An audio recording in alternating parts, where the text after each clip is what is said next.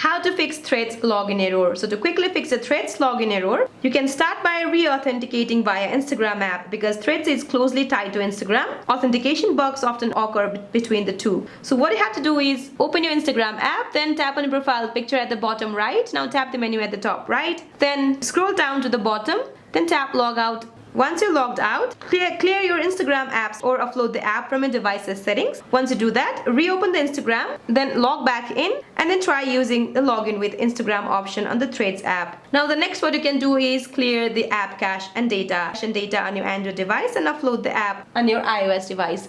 Now on your iOS device, go to the settings, then tap general and then tap iPhone storage. Now find the Threads app from the list. Tap on it, tap offload app. Once you tap offload app one more time to confirm it. Once you do that, you will see the reinstall app button right here. Tap the reinstall app button to reinstall the Threads app to your device, or simply go back to your Apple App Store, find the Threads app and reinstall it from there.